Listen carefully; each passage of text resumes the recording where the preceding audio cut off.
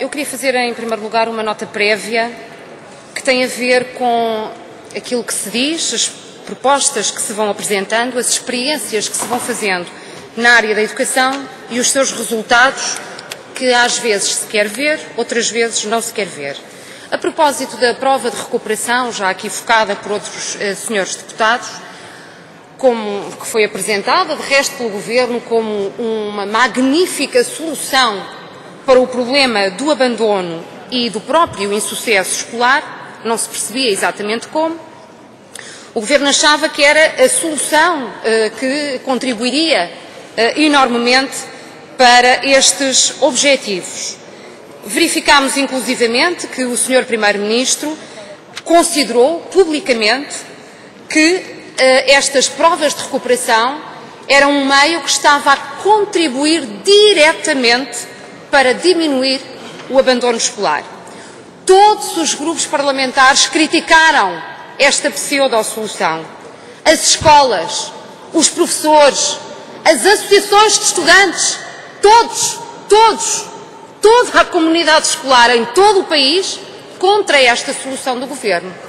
Hoje o Governo vem admitir o seguinte, que em relação à prova de recuperação, promove uma sobrecarga de trabalho para os professores, sem que se vislumbre um impacto desse esforço na melhoria das aprendizagens e no sucesso escolar dos alunos, antes constituindo razão de desmotivação e prejudicando o exercício das funções docentes.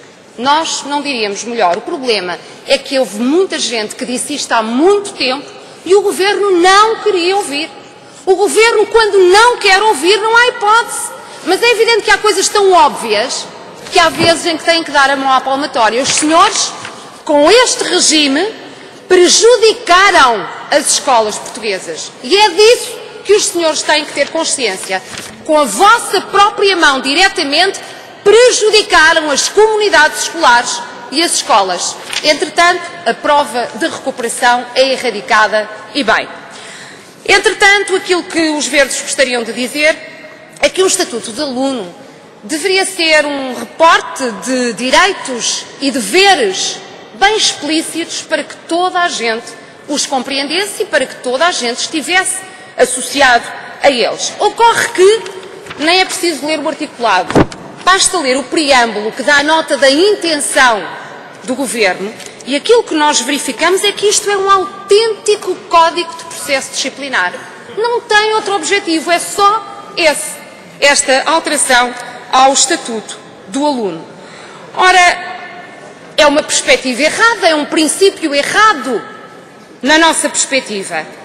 Prevê-se aqui a questão havia uma série de medidas cautelares e sancionatórias, entre as quais a ordem de saída da aula, todos sabemos exatamente o que significa, e pergunta-se, uma ordem de saída da aula e o aluno dirige-se para onde? Onde é que está o auxiliar de educação para poder prestar acompanhamento e apoio a esse aluno?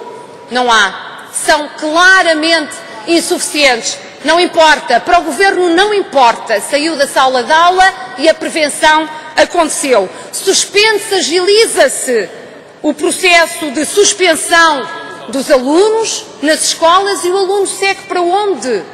Ao Governo não importa, interessa que saiu da escola. Bom, acontece que depois há sempre um retorno à escola. E em que condições? E passamos a vida nisto. Mas passamos a vida nisto porquê? Porque, entretanto, com todos estes objetivos que o Governo estipula no Estatuto do Aluno, aquilo que não acontece é a formação de uma verdadeira escola segura, apetrechada de meios humanos que possam responder às necessidades destes alunos. Senhores membros do Governo, para todos, senhores membros do Governo, um aluno que não conheceu outra coisa na vida a não ser violência familiar, que tem um ambiente em casa que talvez para muitos de nós seja inimaginável, não acha que esse aluno tenderá naturalmente a reportar, a retomar esse comportamento, a fazer refletir esse comportamento na escola? Todos sabemos que sim. Todos sabemos que sim. Esses atos de violência não devem ser ignorados, não devem ser tolerados, como é evidente, mas têm que ter uma resposta na escola muito mais adequada do que aquilo que o Governo insiste em não propor. De resto, se a escola é promotora da igualdade de oportunidades, se a escola deve ser promotora da compensação e do apoio aos alunos, tem que olhar para cada caso individual e conseguir dar a resposta adequada.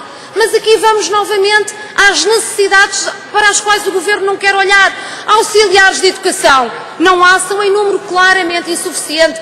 Número de alunos por turma. O Governo foi tão célere em encerrar escolas com um número reduzido de alunos e não consegue olhar e agir sobre as turmas superlotadas, onde os professores não conseguem dar resposta às exigências de 3 dezenas de alunos. É impossível. A questão das equipas multidisciplinares para poderem auxiliar os alunos com mais necessidades de apoio. Não há.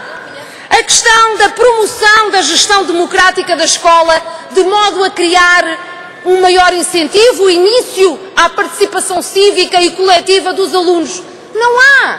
Ou seja, não há nada daquilo que suporta como pilar a formação justamente da igualdade de oportunidades e do apoio aos estudantes em função das necessidades que cada um tem.